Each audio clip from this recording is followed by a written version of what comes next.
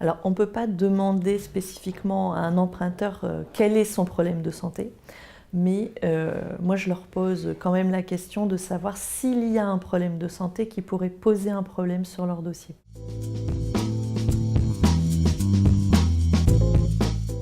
Oui, on va traiter leur dossier un petit peu différemment, dans le sens où on sait très bien que les délais de traitement sont beaucoup plus longs, c'est-à-dire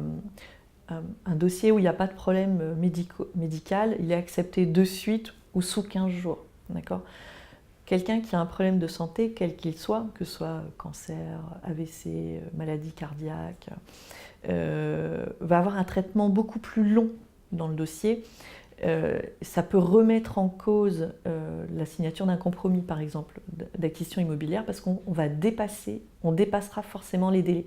Donc c'est bien de s'assurer au préalable qu'il n'y a pas de problème de santé, parce que sinon on va faire les choses un petit peu différemment.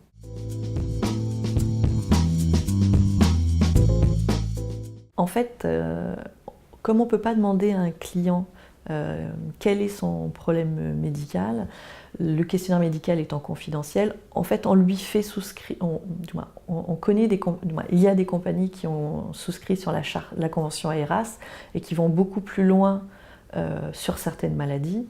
Donc en fait on leur fait remplir des questionnaires médicaux sur différentes compagnies qu'on envoie en fait aux différentes compagnies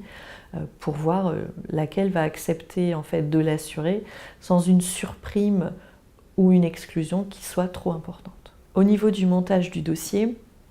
le fait qu'il y ait un problème de santé, il faut se poser la question de comment on va monter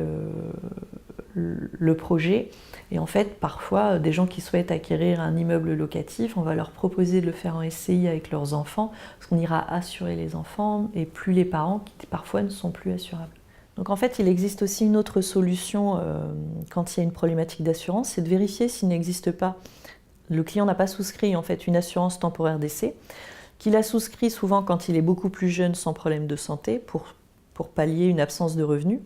mais qu'il pourra, quand il est un petit peu plus âgé, lui permettre de faire une délégation d'assurance de son contrat temporaire d'essai pour pouvoir emprunter.